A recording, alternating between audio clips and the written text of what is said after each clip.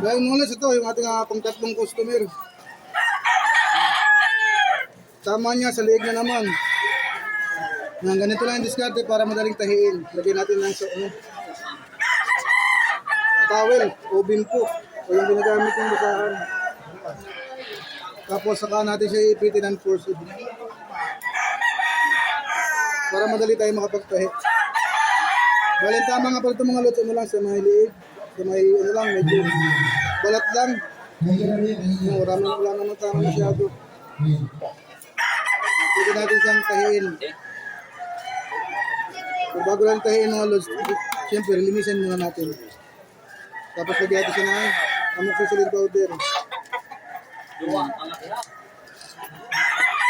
Saka natin siya tahiin. Hindi ko napapakita mga lods yung tama na may dugo kasi minsan nagagalit si Lolo Meta.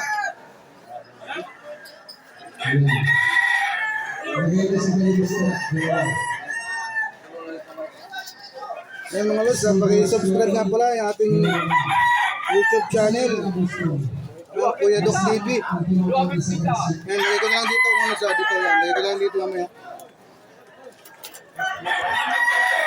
Kuya Doc TV. Meron na tayong 2,050 na subscriber. Yan, salamat nga pala sa ating mga subscriber sa ating YouTube channel. Sa YouTube channel niyo makikita yung mga full video ng ating pagkagamot ng manok.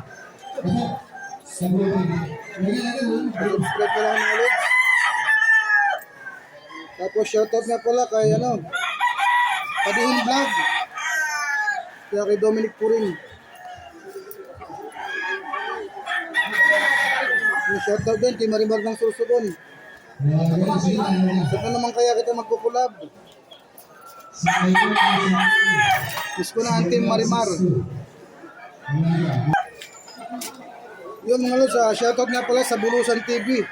Shoutout sa inyo mga lods. Kaya kay Siman Daragat, kay Karandol Mix Vlog.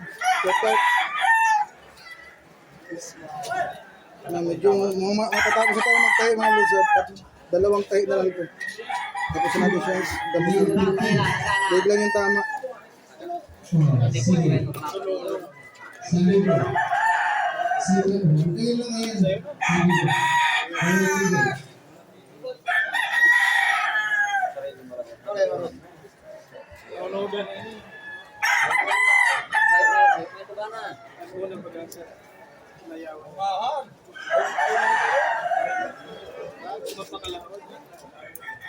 Sa isang tahi na lang.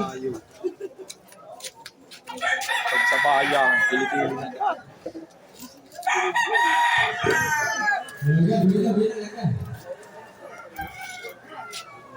Kiyo, masayang kalaban niyo.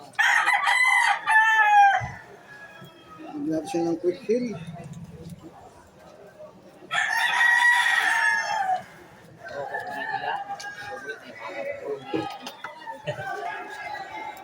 Tapos natin siya tahiin. Yung kanyang tama. Liig. Tapos may konting tama sa daliri. Ang gano'n natin yung palit-palit.